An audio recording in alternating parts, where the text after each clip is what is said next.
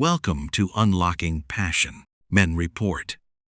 Let's begin with a new story.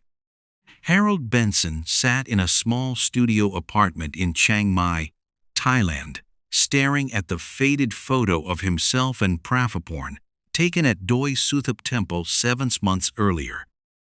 He was 67 years old, living on his monthly pension of €2,000, surviving in a city that had once promised him love and purpose, but had instead given him the most devastating betrayal of his life. 8 months earlier, he had €45 million in combined retirement savings and investment accounts. Money he had carefully accumulated over 40 years as an insurance adjuster in Detroit. Money he had protected through market crashes and recessions. Money he intended to use to live out the remaining years of his life. Now he had nothing. €333,000 were gone, systematically transferred over 6 months into bank accounts that turned out to be fake, for property that was never legally purchased, for a school that was never built, for a dream that was nothing more than an elaborate fiction designed to separate him from his life savings. And Prapaporn herself, the woman he called Nampa, the 34-year-old part-time teacher, who had captured his heart with her spirituality and grace, had also disappeared, completely disappeared. Every phone number was disconnected, every email address bounced back, every trace of her existence carefully erased. Her name was Prapaporn Klinbut, although she had told Harold to call her Namfa, which meant raindrops in Thai. They met at a temple festival in Chiang Mai in February 2023, and Harold had immediately been impressed by how different she seemed compared to the women he had read about in expat forums, the bar girls, the gold diggers, the obvious scammers. Namfa was modest, respectful, deeply spiritual. She wore traditional Thai clothing, volunteered at temples, and spoke with reverence about Buddhist teachings and family values. She was not looking for a foreigner to rescue her from poverty or provide her with a luxurious lifestyle. She simply wanted to do good in the world, she said, and she believed Harry could help her make that dream come true. The dream was a school, a small private school for poor children in rural Chiang Mai province, where children from impoverished families could receive a quality education, nutritious meals, and a chance at a better future. Namfa said she had been saving money for years to make that dream a reality. But she needed a partner, someone who shared her values, someone who believed in making a difference, someone who could help create the financial foundation needed to turn vision into reality. Harry believed her. He believed every word. He believed in the school, in the mission, in Namfa's sincerity and goodness. He believed that after 40 years of processing insurance claims and managing paperwork, he had finally found a way to make his life meaningful. He believed that Namfa loved him not because of his money, but because of his character, his kindness, and his willingness to help her change children's lives. Over 6 months, Harry transferred euros into bank account that Namfa said were intended for land purchases, construction costs, educational materials, and legal fees. Namfa showed him documents, introduced him to people she described as lawyers and contractors, and took him to visit the land where the school was supposed to be built. Everything seemed legitimate, professional, and carefully planned. And then, one morning in August, Harry received a text message from Namfa. "I am sorry. There were problems I could not solve. Please, forgive me. When he tried to call her, every number was disconnected. When he went to the land where the school was supposed to be built, he discovered that it belonged to someone else. When he went to the bank, he learned that the accounts into which he had deposited the money had been closed and emptied. When he went to the police, they told him that the identity documents Namfa had presented were fake, that the people she had introduced to him as lawyers and contractors did not exist, and that he had become the victim of an elaborate long-term fraud. This is the story of how Harold Benson moved to Thailand in search of love and purpose, and instead lost everything to a woman who understood that the most effective way to betray someone is not to appeal to his greed or his lust, but to his deepest desire to do good in the world. This is the story of how hope can be more dangerous than any other emotion, and how the most devastating scams are the ones that make you believe you are changing the world while they destroy your own life. Harold Benson was born in 1955 in Detroit, Michigan, as the youngest of 4 children in a middle-class family. His father worked as a workshop foreman in a General Motors factory. His mother was a housewife, and they lived in a modest house in Dearborn, a suburb of Detroit. Harold was a quiet, hard-working child who excelled in school and was known for his meticulous attention to details. He and his ability to recognize patterns and inconsistencies that others overlooked. After graduating from Wayne State University with a degree in business administration in 1978, Harold was hired by a medium-sized insurance company as a claims adjuster. It was steady, reliable work, reviewing accident reports, assessing damages, determining liability, and processing claims. Harold was very good at his job. He had a natural ability to analyze complex situations, identify fraudulent claims, and make fair evaluations. Over the years, he was promoted several times and eventually became a senior adjuster, leading a team of junior adjusters and handling the most complex cases. Harold married a woman named Susan when he was 31. She was an elementary school teacher, and they met through mutual friends at a church gathering. The marriage was stable, but not especially passionate. They had no children. Susan had fertility problems, and after several unsuccessful attempts to conceive, they decided to focus on their careers instead. The marriage lasted 28 years before it quietly fell apart. Susan told Harold that she felt they had become roommates instead of partners, that there was no connection left, and that she wanted to try life alone while she still had years ahead of her. The divorce was finalized when Harold was 59. It was amicable and relatively inexpensive. They divided their assets, sold the house they had shared, and went their separate ways. Harold moved into a small apartment in Royal Oak, continued working, and tried to adjust to life alone, but he found the loneliness suffocating. He had no children, few friends, and no hobbies that brought him joy. He came home from work, heated up a frozen meal, watched television, and went to bed, feeling invisible and irrelevant. Harold worked until he was 67. Then he retired early.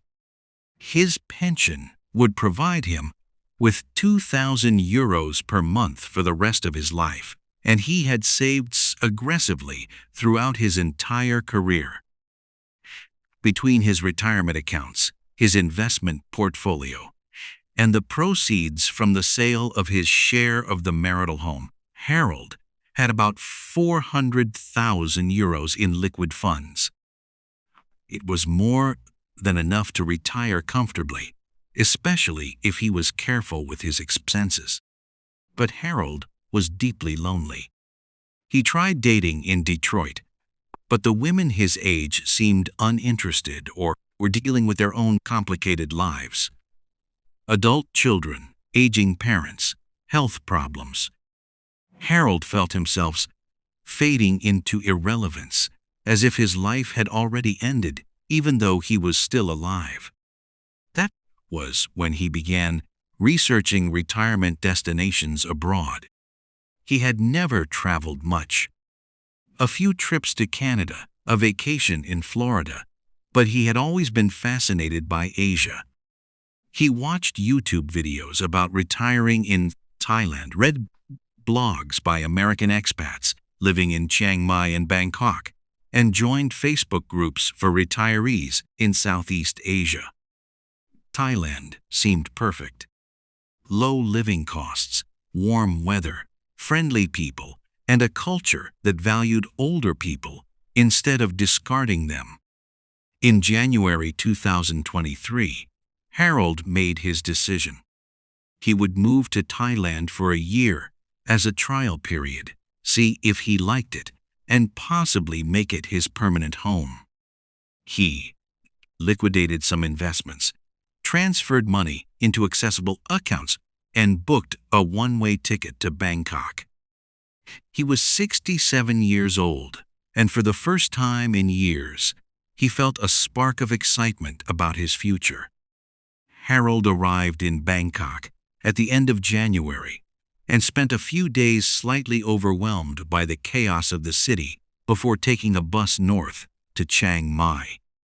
He had chosen Chiang Mai because it seemed quieter and more manageable than Bangkok or Pattaya, with a large expat community and a reputation for cultural richness and spiritual depth. He rented a small apartment near the old city for 10,000 baht per month, about 290 euros, and began exploring. Chiang Mai was beautiful. Ancient temples appeared on every corner. Mountains surrounded the city, and there were a peaceful, meditative quality to life that Harold found deeply appealing. He joined an expat meditation group, began attending Buddhist talks at local temples, and began trying to understand Thai culture in a way that went beyond tourism. It was at one of these temple events, a festival celebrating Maka Bucha Day, that Harold met Prafaporn. The festival at Wat Phra Singh was crowded with locals and a handful of foreigners. Harold stood at the back of the temple courtyard and watched as monks led a candlelight procession around the main temple building. He was fascinated by the beauty and solemnity of the ceremony. Hundreds of people walked slowly in a circle, holding candles and flowers, chanting prayers in rhythmic harmony. A Thai woman standing near him turned and smiled. "First time at Makabucha?" she asked in clear, softly accented English. Harold nodded. "Yes, it is beautiful. I have never seen anything like this. It is a very special day in Buddhism," the woman said. "We honor the teaching of the Buddha and his disciples. Very important for Thai people." They spoke for a few minutes while the procession continued. The woman introduced herself as Prafaporn, but said everyone called her Nampha. She was in her mid-30s, wearing traditional Thai clothing, a long silk skirt, and a modest blouse, with her hair simply tied back. She had a gentle, serene manner and spoke with genuine warmth rather than flirtation. Nampha explained that she volunteered at several temples in Chiang Mai, taught children English, and helped organize community events. She said she worked part-time as a caregiver for her elderly grandmother and spent most of her free time doing volunteer work. She asked Harold about his life, and he told her about his career in the insurance industry, his recent retirement, and his decision to move to Thailand to find peace and purpose. "That is very admirable," Namfa said. "Many Farang come to Thailand only to party or to find a young girlfriend. But you come to learn about culture, about Buddhism. That is a good heart." Harold felt seen and appreciated in a way he had not felt in years. They exchanged contact information, and Sanamfa suggested that they meet for coffee to continue their conversation about Buddhism and Thai culture. Harold enthusiastically agreed. Over the next weeks, Harold and Namfa met regularly. They drank coffee in small cafes in the old city, visited temples together, and spoke about philosophy, spirituality, and life. Namfa never asked Harry for money, never suggested expensive restaurants or shopping trips. She seemed satisfied with simple, meaningful interactions. She introduced Harry to other volunteers at the temples, involved him in community events, and made him feel as if he was becoming part of something larger than himself. Harold fell in love with Namfa, not in a passionate, romantic way, but in a deeper, more profound way. She made him feel purposeful and valued. It seemed that his life could still matter. She often spoke about her dream of opening a small school for impoverished children, about how education could break the cycle of poverty, and about how she wanted to dedicate her life to making a difference. "I have been saving money for many years," Namfa told Harold one afternoon as they sat in the courtyard of Wat Chedi Luang. "But it is not enough. Land is expensive. Building is expensive. I may need 10 million baht to make the school real, but I will save. Maybe in 5 years, 10 years, I can do it." 10 million baht was about 290,000 euros. Harold had that and more. The idea began forming in his mind. What if he could help Namfa build the school? What if his retirement savings were not only used to maintain his own life, but to change the lives of dozens, maybe hundreds, of children? Call to action. If you are watching this and thinking Harold should have been more skeptical, understand that Namfa did not appeal to greed or lust. She appealed to his desire to do good in the world. That is what makes this fraud so devastating and so effective. Subscribe to this channel and share this video to protect others from manipulators who use hope and charity as a weapon. Harold's story is about to spiral into complete financial destruction, and you need to see how easily good intentions can be exploited. After about 2 months of friendship, Harry carefully brought up the subject. They were having lunch in a small vegetarian restaurant near Tha Phai Gate when he said, "Namfa, I have been thinking about your school project. What if I could help? What if we could make it happen sooner rather than later?" Namfa looked at him, surprised and curious. "What do you mean?" "I have savings," Harold said. "I worked for 40 years and saved carefully. I have enough money to live comfortably for the rest of my life. But I have been thinking, what is the point of dying with money in the bank? What if I could use some of that money to help you build the school? What if we could do something meaningful together?" Namfa's eyes filled with tears. "Harry, that is very kind, but I cannot accept something like that. It is too much. You need money for your own life." "I have more than enough for myself," Harold said. "And honestly, Namfa, I have been looking for a purpose. I have been looking for a way to make my life matter. This school helping you build it. That could be that purpose. Nampha reached across the table and took Harry's hand. You have such a good heart, Harry. That is why Buddha brings us together. Not for romance, not for money, but for merit, for doing good work in the world. They spent the next weeks discussing the school project in detail. Nampha showed Harry sketches of what the school could look like. A simple 2-story building with 4 classrooms, a small library, a kitchen for preparing meals, and a playground. She said that the school would serve children from nearby villages whose families could not afford private education and whose local government schools were overcrowded and underfunded. Nampha had identified land in a rural area about 30 kilometers outside Chiang Mai. The land was 1 rai, about 1,600 square meters, and the owner was asking 2 million baht, about 58,000 euros. Nampha said that if they could secure the land, they could begin construction within a few months. Harold asked to see the land. Nampha arranged for them to visit it on a Saturday morning.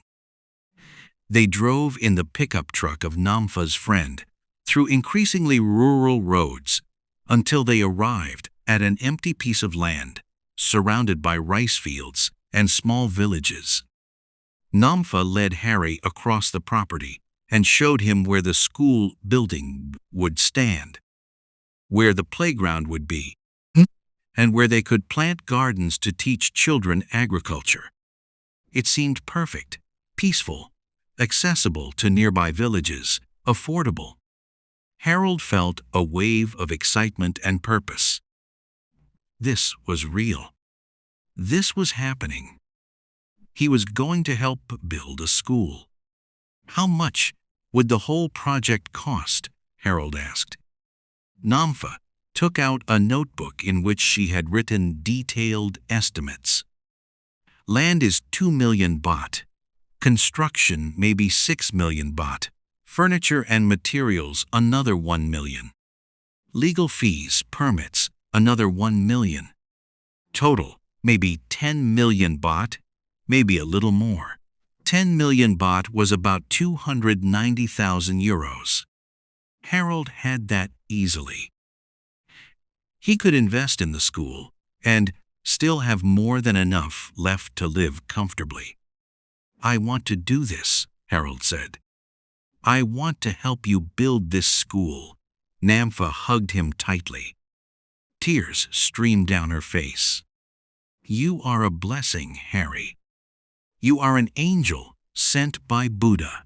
The process began in April 2023. Nampha explained that Harold, as a foreigner, could not own land in Thailand. The property would have to be registered in her name, but she would create a legal document acknowledging Harry's financial contribution and giving him rights to the property through their partnership. Harold was hesitant. He had read enough expat stories to know that putting property in the name of a Thai girlfriend was risky. But Nampha was not his girlfriend. She was his partner in a charitable mission, and she had never asked him for anything for herself. Everything was for the school, for the children, for the good in the world. Nampha introduced Harry to a man she described as a lawyer, a well-dressed Thai man in his 40s named Somchai, who spoke passable English and carried official-looking documents. Somchai explained the legal structure of the property purchase, the restrictions on foreign ownership, and the protections Harry would have through contractual agreements. Everything will be documented, Somchai assured Harry. You will have legal proof of your investment. If something happens, you are protected. Harry signed documents that Somchai presented, all in Thai with English summaries that seemed to match what Somchai explained. Harry transferred tens of thousands of euros into a bank account that Somchai described as an escrow account for the land purchase. Nampha showed Harry the receipt, the land purchased document, with her name on it, and assurances that everything was proceeding properly. Over the next months, there were more expenses. Construction materials had to be purchased in advance. The contractor needed deposits. Permits and licenses had fees. Each time, Nampha showed Harry invoices, receipts, and documentation. And each time, Harry transferred money. 30,000 euros here, 40,000 there, 50,000 for a large purchase of construction materials. Nampha took Harry to meet the contractor, a Thai man named Prasit, who showed them architectural plans, construction schedules, and material samples. Prasit explained the construction process, the completion timeline, and the costs involved. Everything seemed legitimate and professional. By July, Harry had transferred a total of euros. It was more than he had originally planned to invest, but Nampha explained that costs in Thailand were unpredictable, that there were always unexpected expenses, and that they wanted to build the school properly instead of cutting corners. Harry trusted her. He believed in the mission, and Nampha continued to be the same modest, spiritual person she had always been. She never asked for money for herself, never suggested expensive trips or gifts, never behaved as anything other than a devoted partner in their shared mission to help children. At the beginning of August, Nampha told Harry that construction was scheduled for the following Monday. She said the contractor had all the materials, the permits were completed, and the groundbreaking ceremony would take place at the site. She invited Harry to attend and said it would be a moment they would remember forever, the beginning of something beautiful that would outlive them both. Harry was overjoyed. After 6 months of planning, transfers, and paperwork, the school would finally become real. He could barely sleep the night before the ceremony, lying awake in his apartment and imagining the school full of children, hearing their laughter, seeing their faces light up as they learned to read and write. But on Monday morning, Harry received a text message from Nampha. "I am sorry. There were problems I could not solve. Please forgive me." Harry stared at the message in confusion. What problems? What did she mean? He immediately tried to call Nampha. The phone number was disconnected. He tried her other number, also disconnected. He sent messages through Line, through Facebook, through every platform they had used to communicate. None of the messages were delivered. Harry drove to Nampha's apartment, the place where she said she lived with her grandmother. The apartment was empty. The landlord said no one by that name had ever lived there. Harry drove to the land where the school was supposed to be built. When he arrived, a Thai family was having a picnic on the property. Harry approached them and asked, through broken English and hand-twitched gestures, whether they knew about the school that was supposed to be built there. They looked at him in confusion and said that the land belonged to their family, that no one had bought it, and that no school was going to be built. Harry felt the world tilt. He drove back to Chiang Mai and went directly to the bank where he had transferred money.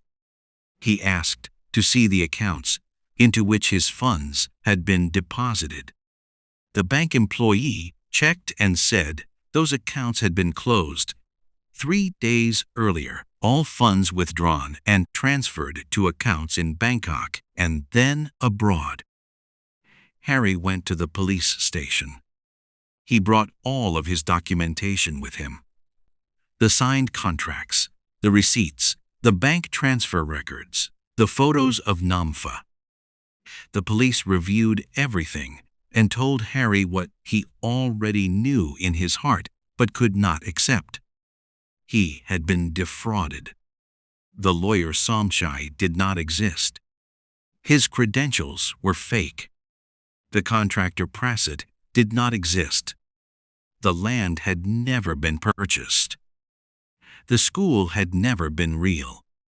Everything, the entire 6-month relationship, the temple visits, the philosophical conversations, the shared mission, had been an elaborate fiction designed to separate Harry from his life savings. The police investigation lasted 3 weeks. They traced the bank accounts to dead ends. Fake identity documents, accounts opened with stolen IDs, money transferred through several intermediaries before being moved abroad. The people Harry had met, Som Chishi Prasit, even some of the temple volunteers, were either accomplices or actors hired to play roles in the elaborate deception. Namfa's true identity was unclear. The name Prafaporn Klinboot was probably fake. The police said they had seen similar scams before. Organized groups targeted older foreign men with substantial savings by using spiritual and charitable appeals instead of romantic or sexual manipulation. This is a very sophisticated operation, the investigating officer told Harry through a translator. These people are professionals. They study you, understand what you want, what you believe, and they create a whole story specifically designed for you. They know that you want to do good in the world. So they give you a chance to do good. And while you think you are helping children, they steal everything you have. The officer said the money was not recoverable. It had been moved through too many accounts across too many jurisdictions. Even if they could identify the perpetrators, which was unlikely given the fake IDs and careful planning, prosecution would be almost impossible. Harry was devastated.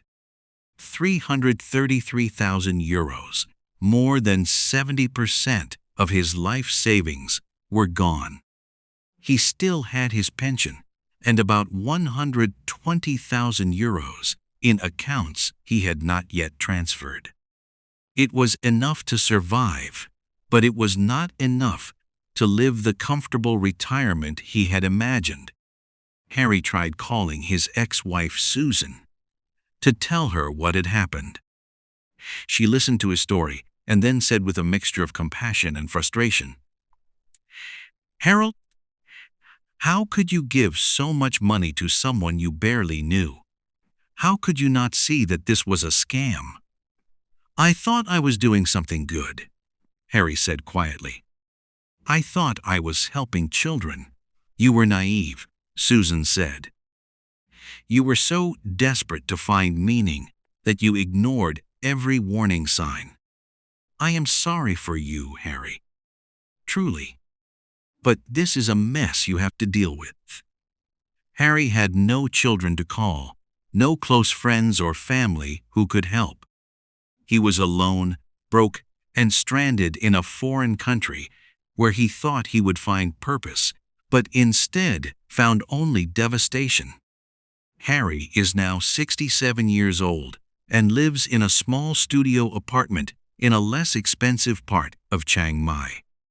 His rent is 7,000 baht per month, about 200 euros, and he lives frugally on his pension.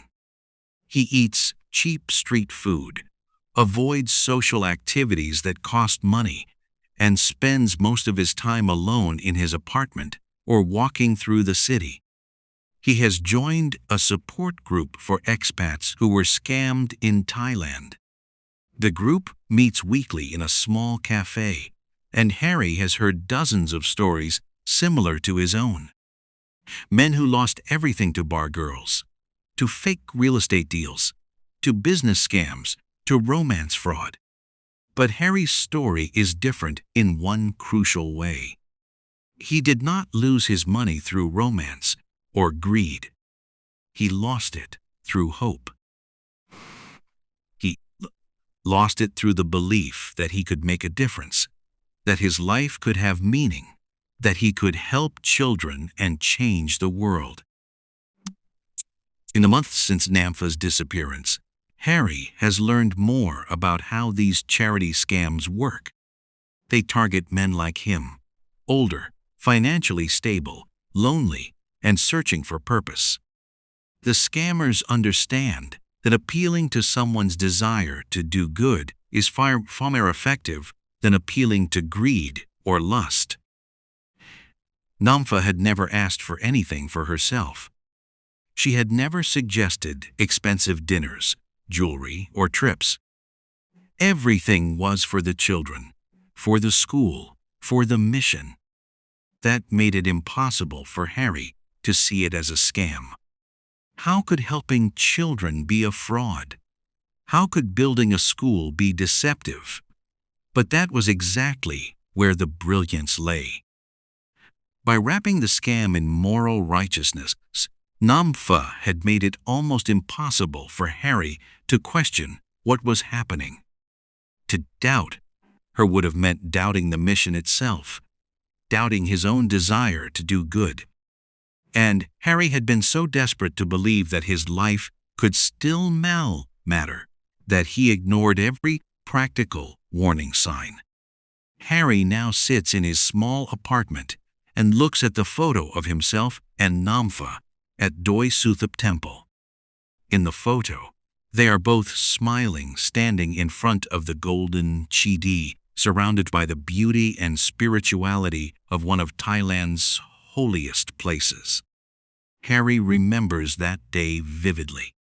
He had felt peace, purpose, connection. He had believed he was building something beautiful. But it was all a lie. The woman in the photo was not real. The mission was not real. The school would never exist. Everything had been carefully constructed to exploit Harry's deepest desire to matter, to contribute, to leave behind something meaningful. Harry now tries to warn other expats about charity scams.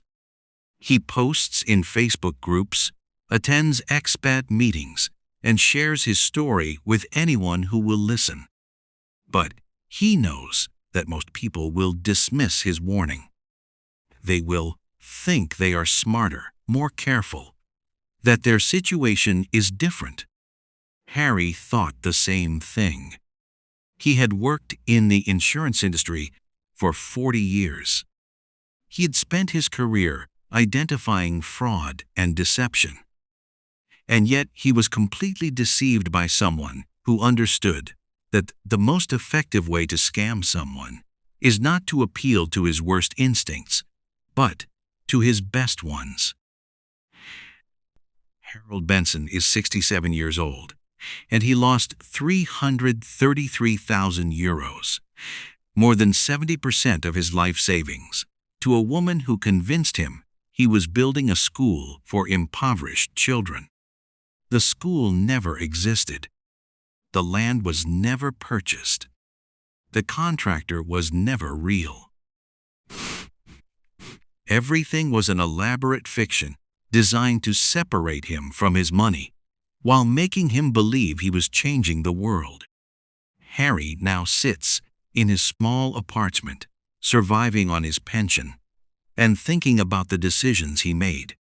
He thinks about the moment he first met Nampha at the temple festival, the moment he offered to finance the school, the moment he signed documents he did not fully understand. He thinks about how desperately he had searched for purpose, to feel that his life mattered, to believe that his final years could be meaningful, instead of empty. He did not lose his money through greed. He did not lose it through lust, or stupidity, or carelessness. He lost it through hope. And that is the cruelest loss of all. Harold moved to Thailand for love. Not romantic love, but love for humanity, love for purpose, love for meaning. And it ended in complete financial ruin. This is now his life. This is his future. And every morning, when he wakes up in his small apartment, he is reminded exactly how much it cost to believe that it was possible to do good in the world and that someone would help him do it. Harold's story is a devastating reminder that the most sophisticated scammers do not appeal to greed or lust. They appeal to our desire to do good, to make a difference, to leave a legacy. These charity scams are especially cruel because they exploit the best parts of who we are. If this documentary has opened your eyes to how hope itself can be used as a weapon, please subscribe and share this video widely. Stay vigilant. Independently verify every charitable claim.